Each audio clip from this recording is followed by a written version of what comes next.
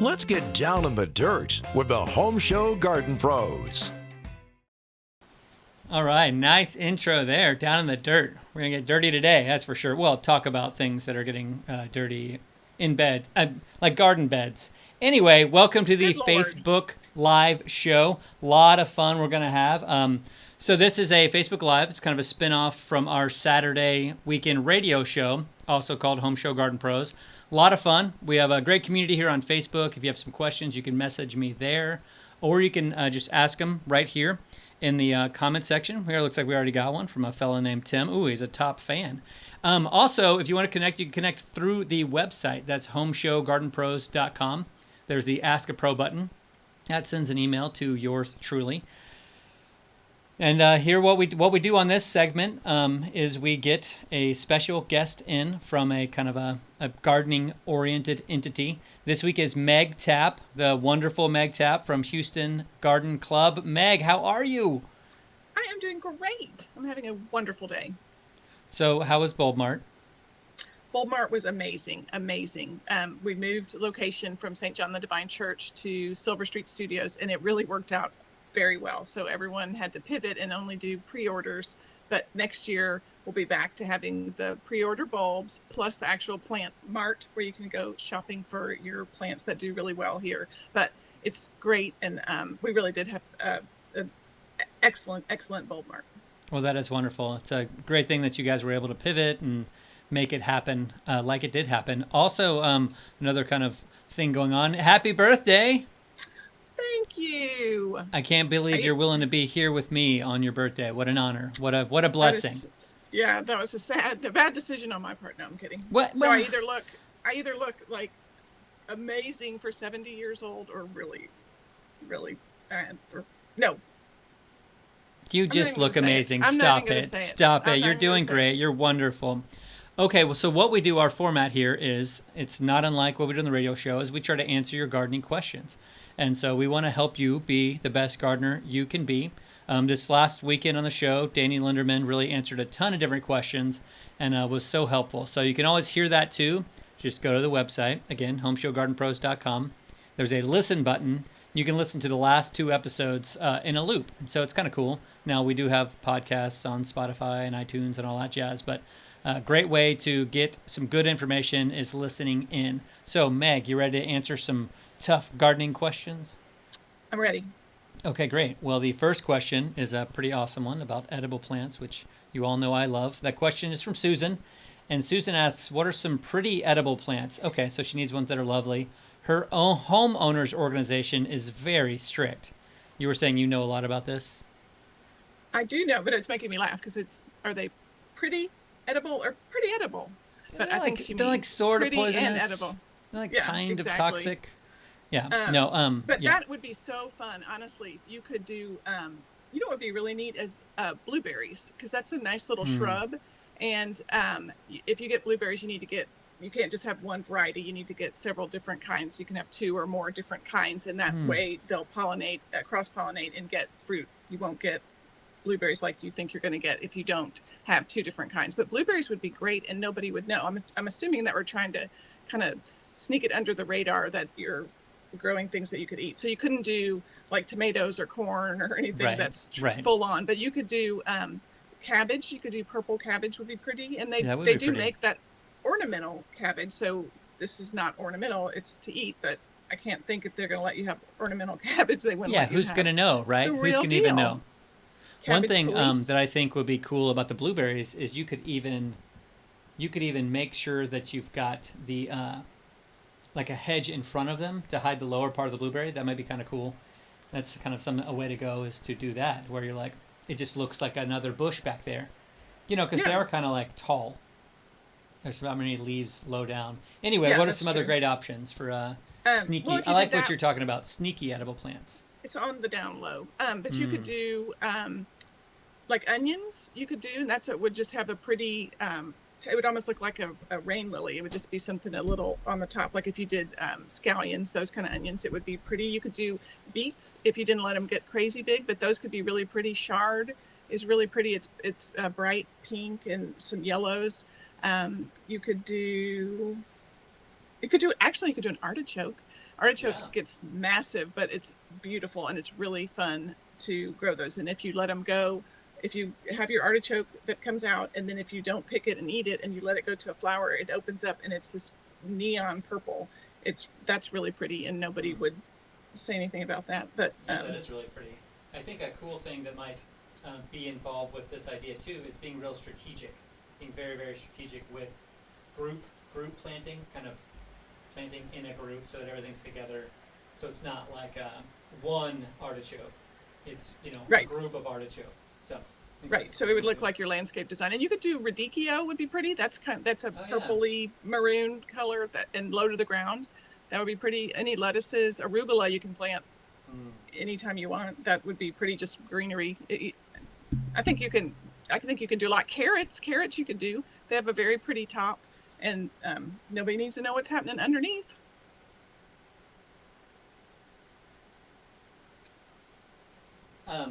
There are lots of great things you can do. A lot of great things from veggies to shrubs to a lot of stuff. Whoa! And so that's a great question. So hopefully Susan gets some good advice. I know you gave some great advice there. Good job, as always, Meg. I tried. All right, we're moving on to our next question. This one is going to be a good one too. I can feel it. All right, from George. George apparently listened to the show. Hey, George. George says, I hear you talk about over-watering a lot. Don't plants need water? Whoa, George. What this?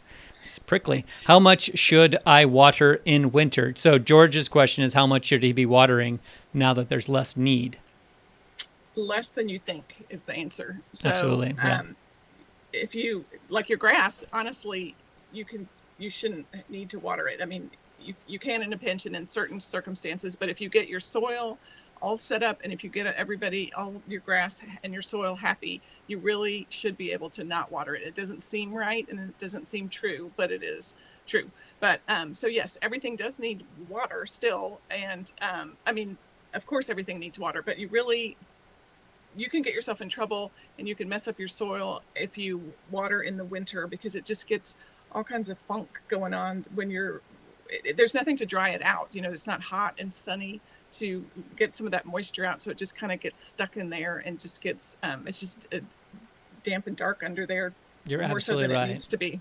And a lot of our over-watering weeds that we see in winter or early spring, especially dollarweed, Virginia buttonweed, doveweed. There's a lot of these, like dichondra is another one, that really you only see those in spaces that are overwatered. So I really encourage people that starting in November, just turn the water off completely. If you start seeing things dry out, then, respond to that. But don't just preemptively water when there's really no evaporation. So I hope that helps, George. And yes, your plants do need water, but they're getting plenty right now. Okay, George? Well, we have a question from Valerie here on the chat room space. And Tim, I see your question too. Top fan, Tim Johnson. We're definitely going to get to that. Valerie asks, hello. Well, that wasn't her question. She asks, we're just moving to a new home and have just planted a peach tree in my front yard and want to know if there's anything special I need to do for the winter to make sure it stays nice. She's in Houston. So any great ideas on what Valerie can do with her peach tree? Well, one that is going to be a little bit after the fact is you want to check on your chill hours of the plant that you just got, the variety of peach that you just got, because sometimes you can buy them down here. Not if you get them from, like Buchanan's or any of the places that are the independent growers and nurseries here will not sell you something that doesn't grow. But lots of times, Right. if you have a big store, it's not necessarily the right plant for our season. Or for our climate. So it's the chill hours that you want to make sure. And we have 350 to 375, I think, is our chill hours in Houston. So that's just what you won't have a successful crop if you don't have the plant that can survive in our chill hour climate. Well, and maybe so say that's what one a thing. chill hour is specifically. Like tell the good people out there what a chill hour is. That's how many hours over the season that it's below freezing, that it's chill. Okay. Is that right? Is that how to say it? I think it's even warmer. I think it's like 40 degrees. So how many hours there are over the winter season that it's around or under 40. So it has to add up. And you mentioned 375 is a great number, but if it has way above that, you won't get any fruit. So that is a big thing.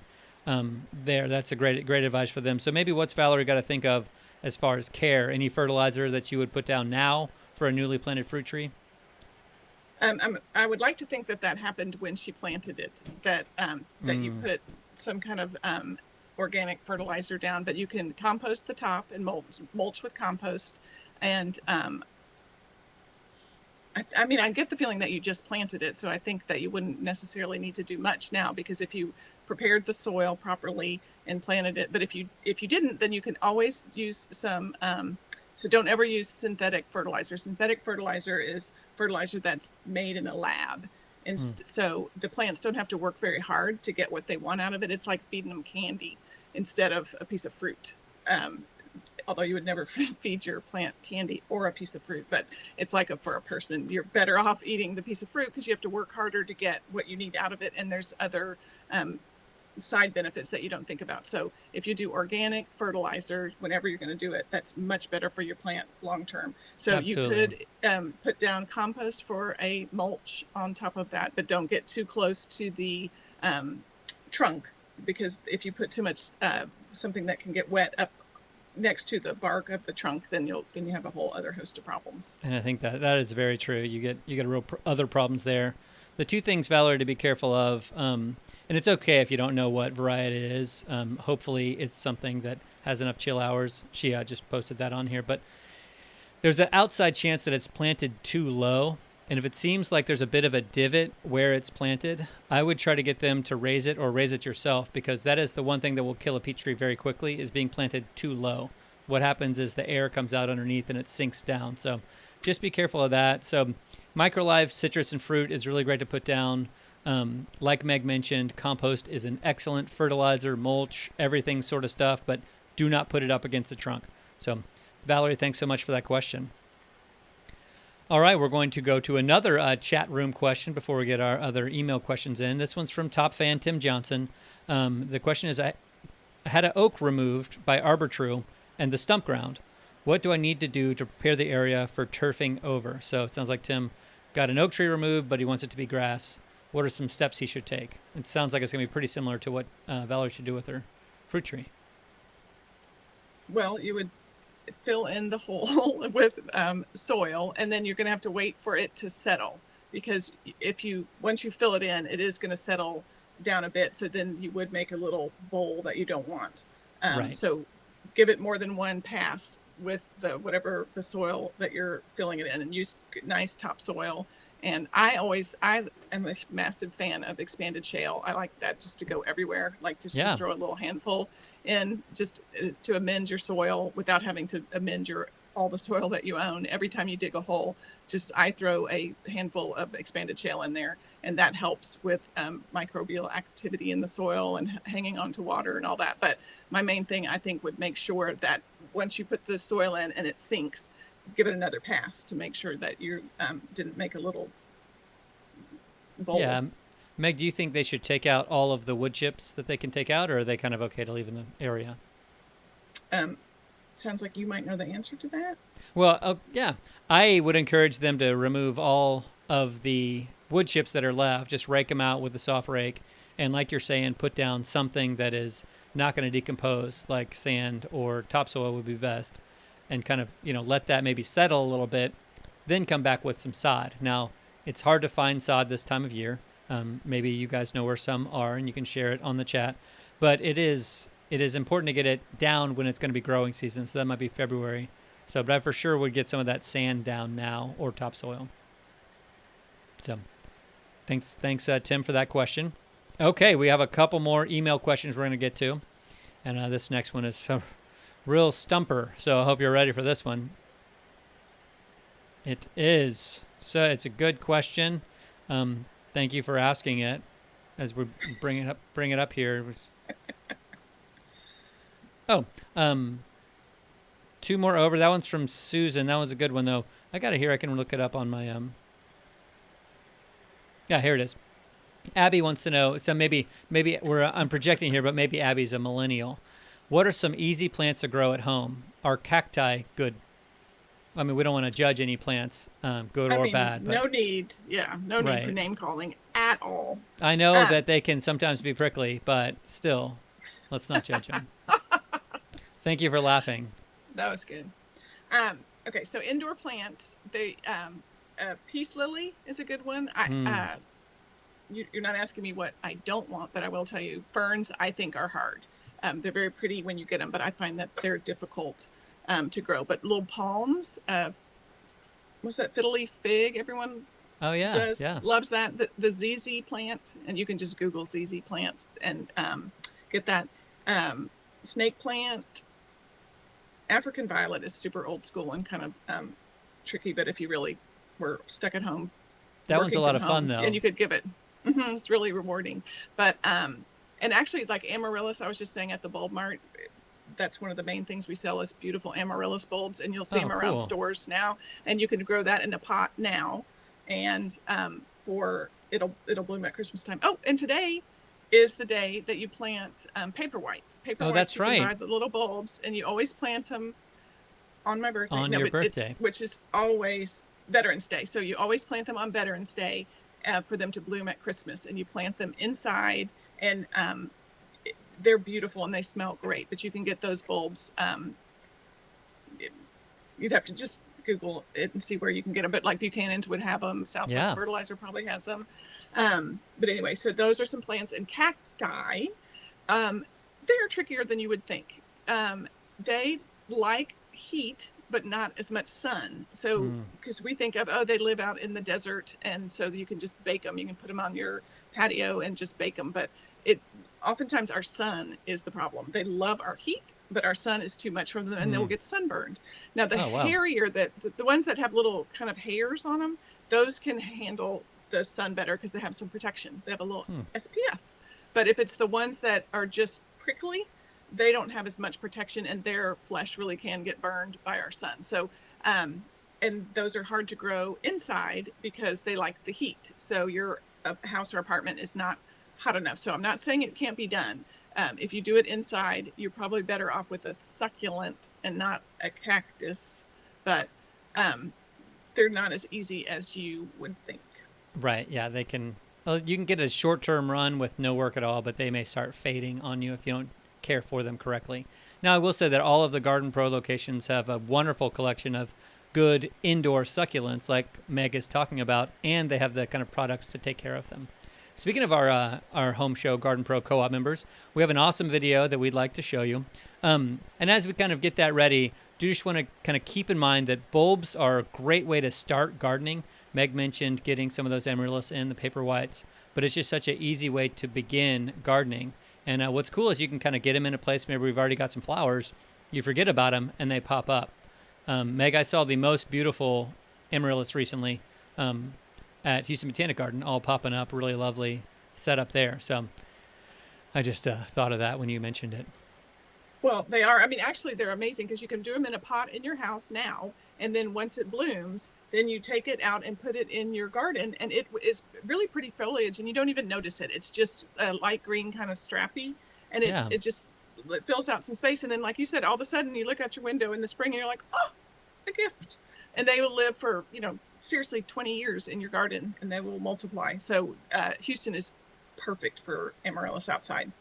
And there are so many great colors, too, that go along with that. There's pink ones, red ones, all kinds of stuff. And then, of course, the paper whites are white, but there's daffodils and things like that that are yellow, too, so if you have every color.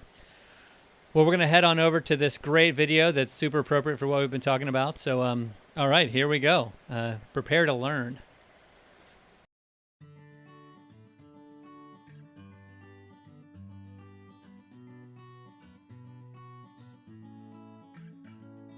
We all know it's important to have great soil, but what kind of mix do you need for growing your vegetables? Sherry is here to help us choose what kind we need. Right, so first we need to look at where we're gardening. We're growing vegetables, we know that. Heck Are yeah. we growing in the ground? Are we growing in a container? Are we growing in a raised bed? A lot of different options these for are all growing. things to think about. So if we're going right into the ground in an existing garden, then we really just need to amend our soil. We need to add a good compost, like this Nature's Way leaf mold compost or a manure-based compost would be ideal. But if you're growing in a big container and you're filling it up, you would want to put a garden mix, something like this Gardener's Magic. It's blended for raised beds, it's got the good compost in it, and it's just a real high quality, less expensive soil, and you can throw the good compost right on top. And this is a really big bag too, so it's kind of thing where you pay a little bit less to fill all that volume up. Right, and then like I said, you can put the compost on top. But if you're growing in a pot, we really want to use something that's designed for a pot, that water can move through and drain and doesn't pack down. So in that case, we want to use something like this Fox Farm Ocean Forest potting soil that is made to be in a pot. So really, that's it. If you have really good soil to start off with, we'll have success with vegetables. That's right. So always want to start with great soil, but it does matter what you're growing in. Thanks a lot, Absolutely. Sherry. Thank you. For more great information, go to HomeShowGardenPros.com. Great thoughts there from Sherry Hara. Always doing a great job up there at Plants for All Seasons. So Meg, happy Veterans Day to you and all the veterans out there. Thanks so much for y'all's service, for the work you do, and happy birthday. Oh my gosh. Happy birthday. Kindly. So you are in the Houston Garden Club, and it's a pretty big garden club, but would you encourage that people join garden clubs if they have the chance?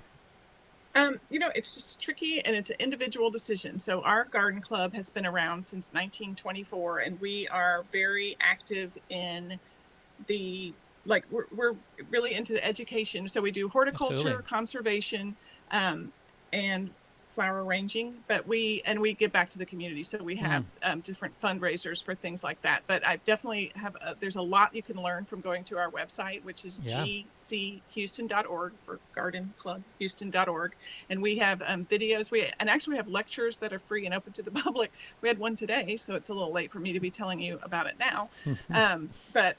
So we do have all kinds of educational things. We have guides for wildflower planting, bird habitat, composting with worms, and we have all kinds of videos and pamphlets and brochures that you can look at online and learn a lot, because education is a big deal to us. Absolutely. And there are a lot of other kind of educational clubs too that focus on daylilies or plumeria or things like that, Rose Society.